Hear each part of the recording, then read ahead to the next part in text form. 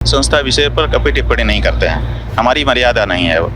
हमसे सिद्धांत पूछा जाता है तो हम कहते हैं, और सिद्धांत हमसे पूछा गया कि चमत्कार के बारे में आप कहिए, तो हमने कहा ऐसा कोई चमत्कार हमने नहीं देखा है और हम देखना चाहते हैं। और कोई दिखाना चाहे तो कई जगह अवसर है।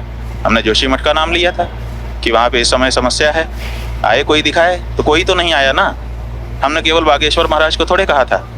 जो मौलवी, जो पादरी, जो महात्मा, जो सन्यासी, जो तांत्रिक, जो मांत्रिक, जो भी चमत्कार का दावा कर रहे हैं, हमने तो सबको आमंत्रित किया था कि भैया आओ, हमारी समस्या दूर करो ना। आप मजमा लगाते हो, भीड़ इकट्ठी करते हो, बहुत अच्छा है। जो सामने होता है उसकी बुद्धि को चमत्कृत कर देते हो, वो सोच नहीं पाता कि ये कैसे हो गया। यहाँ तक तो आप करते हो, ठीक है।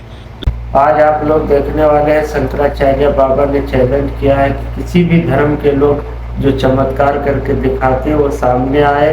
तो इसी वीडियो को आज हम लोग देखने वाले हैं, तो आप लोग भी वीडियो को पूरा देखिएगा। अस्सलाम वालेकुम वरहमतुल्लाहि वबरकातुहू। क्या हाल चाल है, उम्मीद करता हूँ खैरियत से होंगे।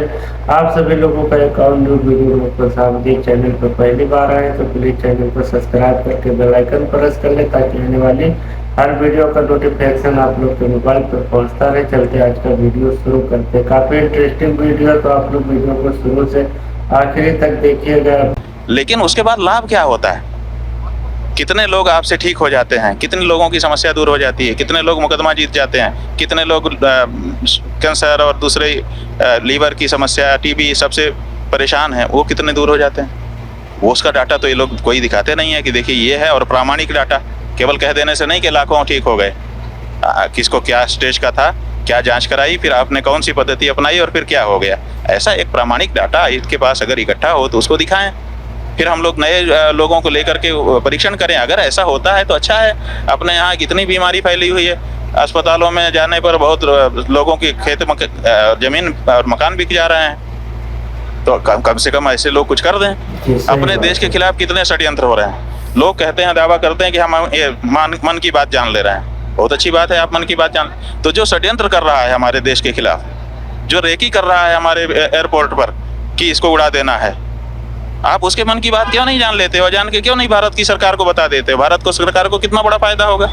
जहाँ जहाँ आप ध्यान करो और बता दो कि ये व्यक्ति अमुक अमुक जगह पे भारत के खिलाफ षड्यंत्र कर रहे हैं, देखो कितना आनंद हो जाए। लेकिन इस बारे में नहीं बताते हैं। समस्या ये, चाचा का नाम क्या है, भतीजे का नाम क्या है, वो तो जानता ही है जिसके चाचा है। अपने चाचा का नाम कोई भूला हुआ है क्या?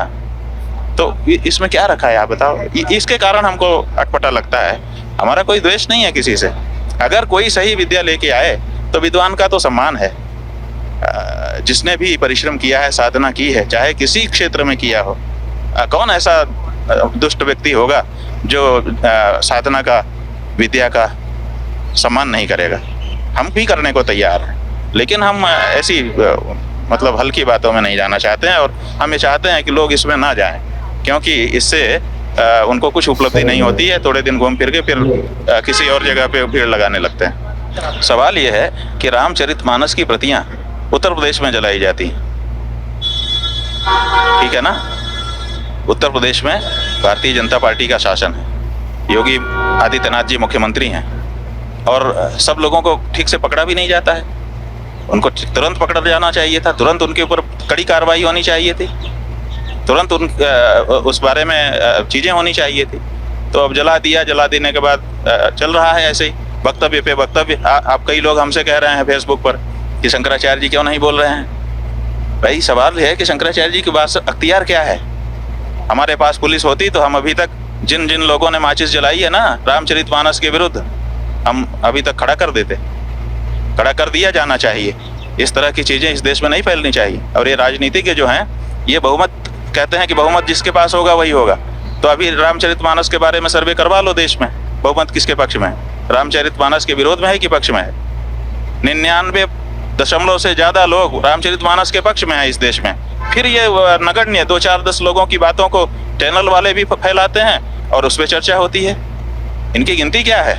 रामचरितमानस ने इस देश में आज़ादी लाई है। रामचरितमानस पढ़ करके हमारे गुरुजी स्वतंत्रता संग्राम में भाग लिए थे। रामचरितमानस पढ़ के हम लोगों को पता चला कि वानर भालू भी चाह लें तो लंका के राजा रावण की वो जला सकते हैं लंका को, और रावण को परास्त कर सकते हैं। समझे कि नहीं?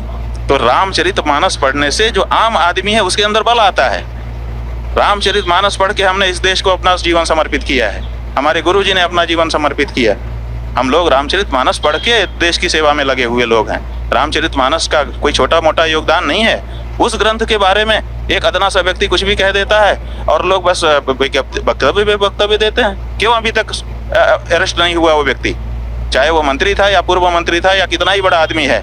रामचरितमानस जैसे ग्रंथ, जो कि अघोषित रूप से भारत का राष्ट्रीय ग्रंथ है, राष्ट्र में सबसे ज्यादा इस समय पढ़ा सुना कहा जाने वाला ग्रंथ रामचरितमानस है।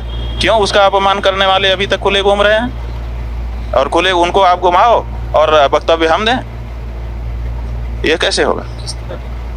कड़ी कार्रवाई, उनको अरेस्ट किया जाना चाहिए, फास्ट ट्रैक कोर्ट बैठा देना चाहिए कि भाई धर्म ग्रंथ का अपमान सबसे बड़ा अपमान होता है। अगर वो दोषी हैं उनको दंड करो, आपके कानून में जो भी दंड की व्यवस्था है वही कर दो। हम कहते हैं 1 दिन की सजा करो, लेकिन सजा तो कर दो, सजा आपदा तो हो जाए। वो क्यों नहीं कर रहे हो आप? उसमें क्यों विलम्ब करते हो? अब मुकदमा भी पंजीकृत हो जाएगा तो 15 साल बाद फिर जब ये उनके विपक्ष में एक नेता खड़ा होगा तब फिर वो मुकदमा खुलेगा, अन्यथा नहीं खुलेगा।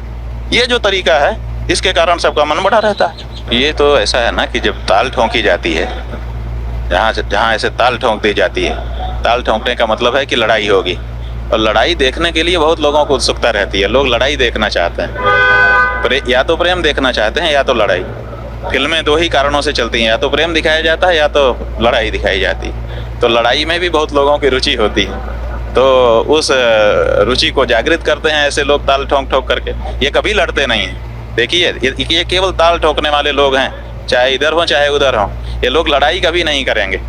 ये लोग केवल ताल ठोकेंगे और खूब मंजमा इकट्ठा करेंगे, और खूब मंजमा इकट्ठा करने के बाद फिर अचानक दूसरी बात शुरू कर देंगे। जैसे जादूगर वो सड़क पे जो दिखाता है ना, हम लोगों ने बचपन में देखा, एक रुमाल को खड़ा कर देगा ऐसे लपेट करके, कहेगा अभी ये रुमाल चलेगी, अभी मोर चलेगा, अभी ये मोर का रूप धारण कर, अब खूब देर तक करता रहेगा और बीच बीच में कहेगा कि अब चलने वाली है, अब चलने वाली है, लेकिन चलेगी कभी नहीं। रुमाल चल ही नहीं सकती है, उसको तो दवाई बेचना है। तो जब सारे लोग इकट्ठा हो जाएंगे, कहेगा कि ये वाली दवाई ले लो, इससे ये ठीक हो जाएगा, और 10 20 50 लोगों को बेचा, फिर उठा लिया, रुमाल चल दिए। ऐसा वाला मामला है।